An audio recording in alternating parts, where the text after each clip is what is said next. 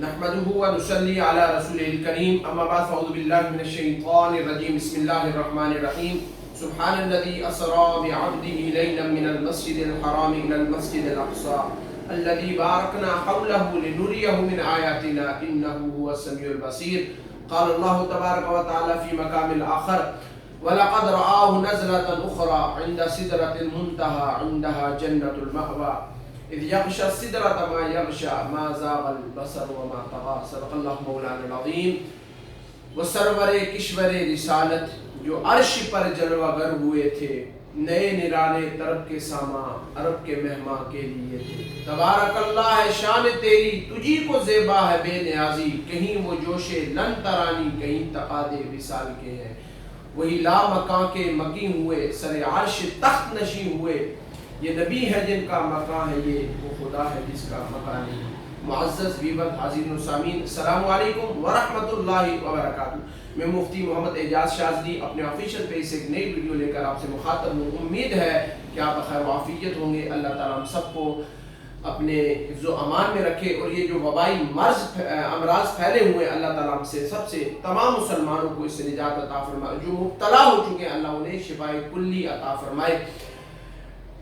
اس video کو upload کرنے کا بنیادی مقصد اور سبب یہ ہے کہ آج کی جو رات آ رہی ہے، اور کل پیر کا دن اور آج کی یہ اتوار کی رات آ رہی ہے، انتہائی عظیم ترین رات ہے جس کو معراج النبی صلی اللہ علیہ وسلم کے نام سے موسوم کیا جاتا ہے. 27 رجب المرجب کی جو یہ رات ہے، جمہور کے ہاں اسی رات کو نبی اکرم صلی اللہ علیہ وسلم کو اللہ رب العزت نے جاگتے ہوئے بحالت بیداری میں اپنا دیدار عطا فرمایا. حضور کو جنت کی سیر کرائی، مسجد حرام سے مسجد اقصی، پھر سدرۃ المنتہا، پھر لا مکان، عرش و کرسی، لوح و محفوظ، عالم ملکوت، عالم جبروت، عالم لاہوت، جتنے بھی یہ عالم تھے سب حضور کے نیچے رہ گئے. حضور یہاں تک کہ اللہ کی قربتوں میں چلے گئے، اور اللہ نے اپنا خاص جو ہے نا وہاں بلا کر حضور کو اپنا دیدار عطا فرمایا.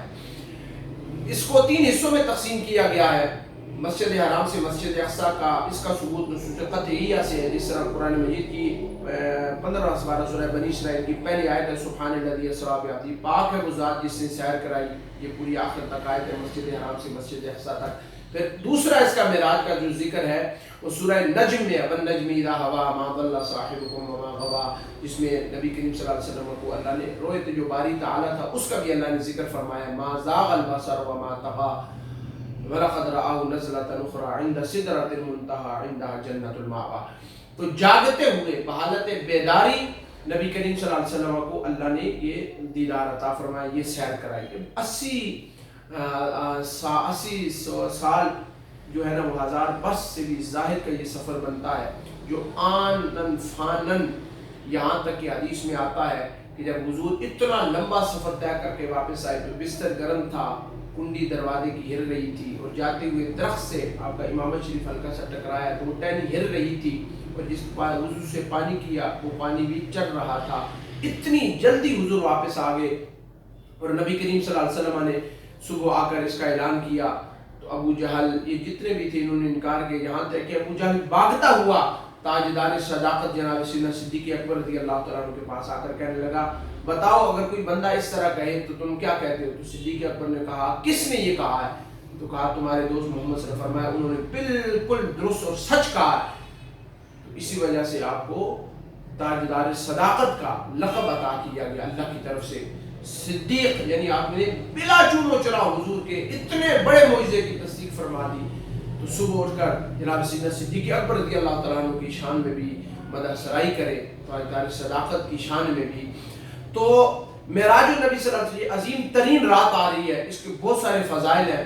ویسے تو نفلی عبادات بھی بہت سارے ہیں، آپ یہ پڑھیں، نوافل پڑھیں، بالخصوص صلاۃ التسبیح کا لازمی اہتمام کریں.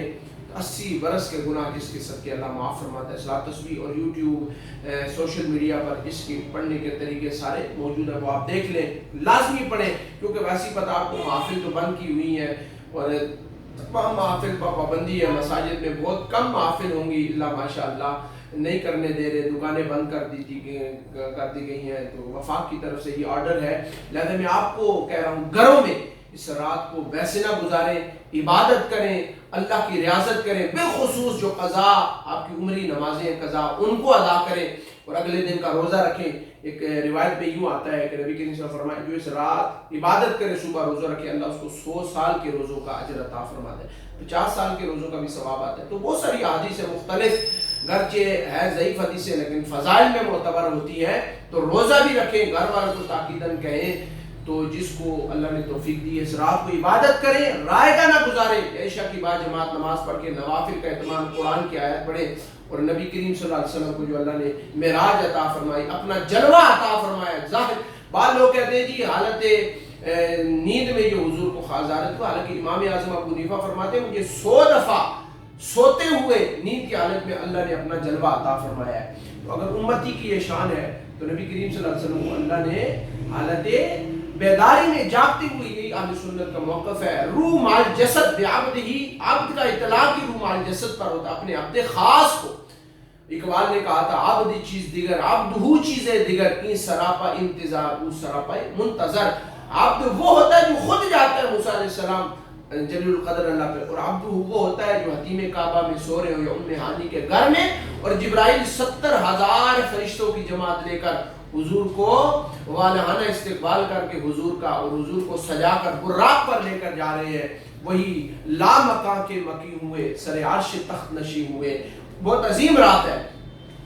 حوروں نے کہا بسم اللہ, غلمان نے پکارا ماشاء اللہ, خود رب نے کہا سبحان اللہ, محبوب ہمارا آوت ہے. بہت عظیم ترین رات ہے. عبادت کریں, ریاضت کریں, اور بالخصوص جتنی بھی وبائی امراض پھیلے ہوئے نوافل پڑھ کر توبہ کے بخشش اور مغفرت کے لیے دعا کریں. اللہ ہمیں اس سے نجات عطا فرمائے. ان بطش ربک لشدید, اللہ کی پکڑ سائنس بھی فیل ہے. دنیا کے اٹلی نے تو ہاتھ سب کو جھکا دیا ہے کہ کوئی غیبی مدد آ کے ہمیں بچائے. تو یہ اللہ کی ہلکی سی گرفت ہے.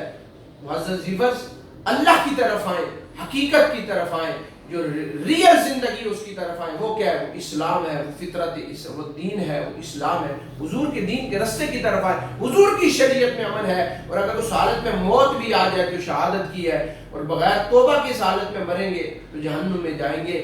دعا کریں اللہ رب العزت اس وبائی مر سے ہمیں نجات عطا فرمائے. تو آج کی جو آج بڑی عظیم رات ہے, اللہ تعالیٰ ہم سب پہ اپنی رحمت نازل فرمائے. وما توفیقی الا باللہ.